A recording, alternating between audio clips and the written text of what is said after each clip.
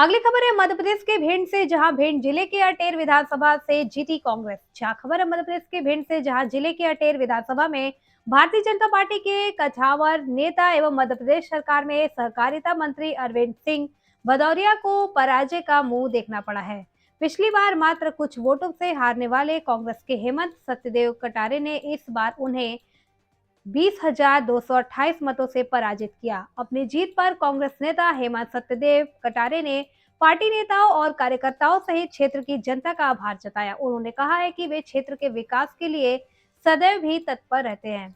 जनता ने उन पर जो विश्वास जताया उसे वह खरा उतरने की पूरी कोशिश करेंगे। देखिए भिंड से डिस्ट्रिक्ट इंचार्ज सतीश शर्मा की रिपोर्ट।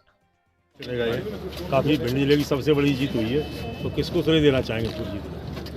मैं अपने स्वर्गीय पिताजी के आशीर्वाद से पुनः अटेर विधानसभा से विधायक निर्वाचित हुआ हूं।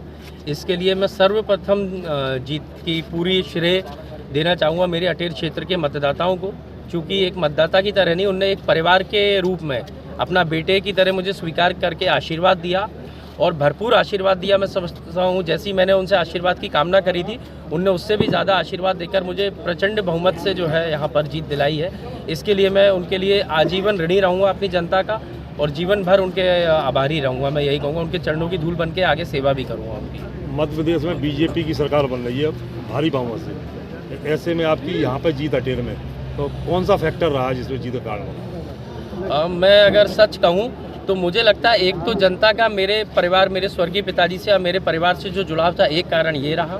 और दूसरा कारण जो यहाँ स्थानीय मंत्री और ख़ासतौर पे उनके भाई के द्वारा जो भ्रष्टाचार और जो अन्याय अत्याचार झूठी FIR की गई, तो जनता एक तो उनको हराना भी चाहती थी और दूसरा जनता मुझे जिताना भी चाहती थी। तो मैं समझता हूँ ये दोनों कारण बन करके एक बहुत बड़ी जीत में तब्दील हुआ है। पहला ऐसा कौन सा काम है अटेर के लिए आप करना चाहेंगे?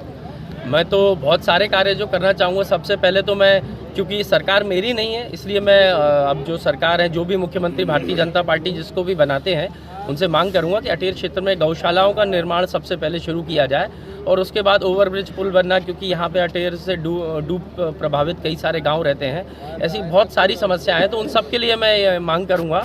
और एक कोई ऐसी समस्या नहीं है, लेकिन गौशालाओं से मैं शुरुआत करूंगा। उसमें गौ सेवा भी होगी और हमारे किसानों के लिए भी वो सबसे बड़ी समस्या है, तो उसका निराकरण भी होगा।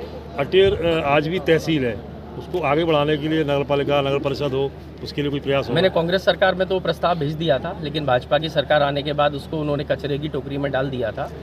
क्योंकि अब मैं विधायक बन गया हूं, तो मैं सदन में आवाज़ उठा सकता हूं इस बात पे।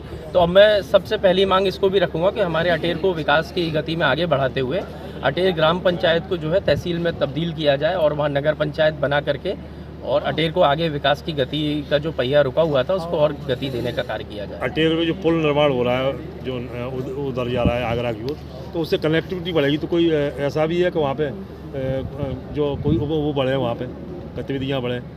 निश्चित ही जब पुल बन जाएगा तो वहाँ गतिविधियाँ बढ़ेंगी। रोड साइड जो है टूरिज्म भी बढ़ेगा, होटल खुलेंगे, लोग अपने अलग ज़मीनों के रेट बढ़ेंगे, वहाँ पर किसानों को लाभ मिलेगा।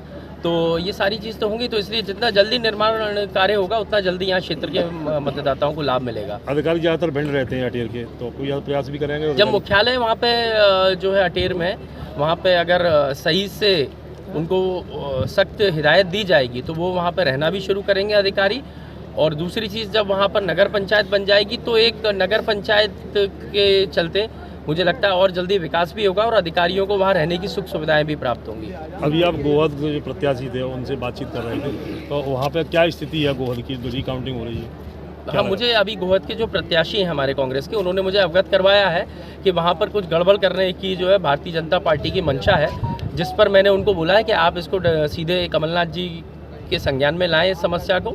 और मैंने भी संगठन को अवगत करवा दिया है और सीधे तौर पर इसमें कमलनाथ जी हस्तक्षेप करके जो न्याय संगत बात होगी उसका साथ देंगे। हम समझते हैं जो जनादेश है उसका पालन करना चाहिए, चाहे कोई भी पार्टी हो, कोई भी प्रत्याशी हो। ठीक है, चलेगा ये।